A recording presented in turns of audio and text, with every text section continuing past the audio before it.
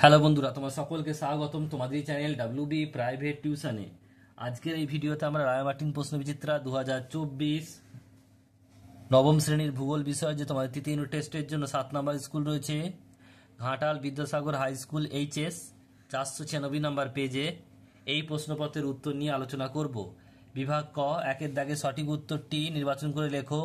একেরটা বলছে পৃথিবীর নিরক্ষীয় তল কক্ষতলের সঙ্গে যে কোণে হেলে থাকে তা হলো সঠিক উত্তর হবে অপশন নাম্বার ডি 37.5 ডিগ্রি।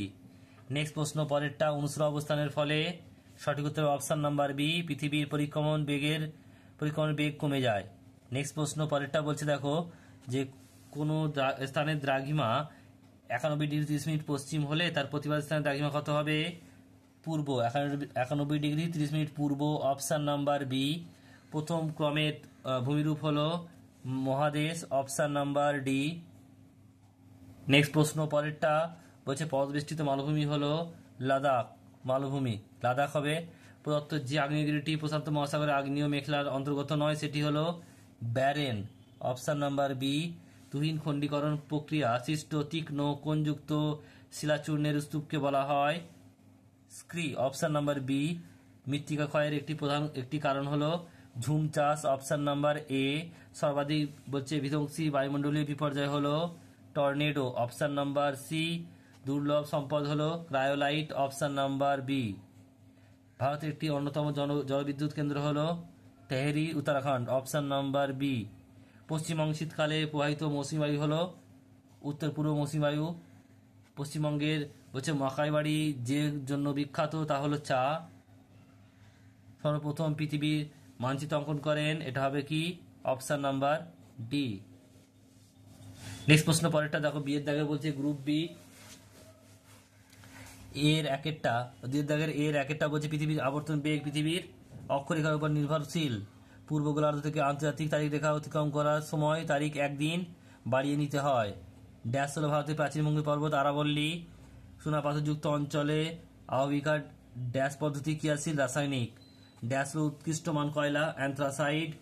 ভারতের প্রথম আধুনিক বস্ত্র শিল্পকেন্দ্র স্থাপিত হয় পশ্চিমবঙ্গের ঘুষড়িতে।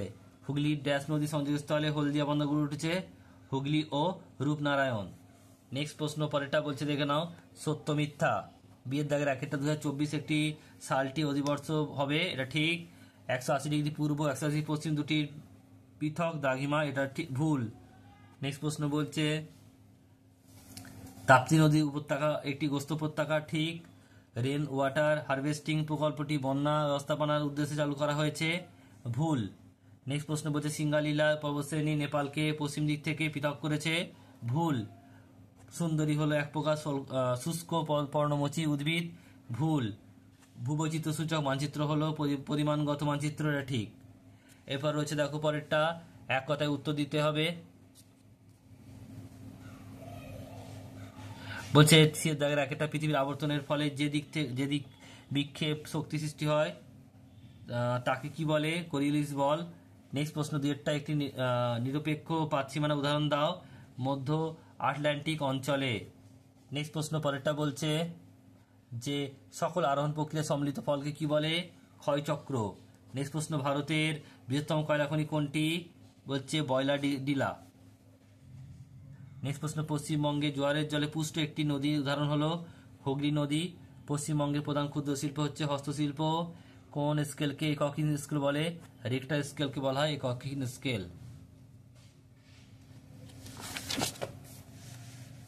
এরপরে স্তম্ভ মেলাও দেখো ডিয়ের দাগে রয়েছে। প্রথমে হচ্ছে নেভলি, এটা হচ্ছে ডি হবে। লিগনাইট খনি হরিণঘাটা, এটা এ হবে অর্থাৎ খাদ্য প্রক্রিয়াকরণ শিল্প। ল্যাটারাইট মৃত্তিকা, এটা বি হবে লোহা ও অ্যালুমিনিয়াম অক্সাইড। আর শিলং মালভূমি, এটা সি হবে অর্থাৎ হোস্ট।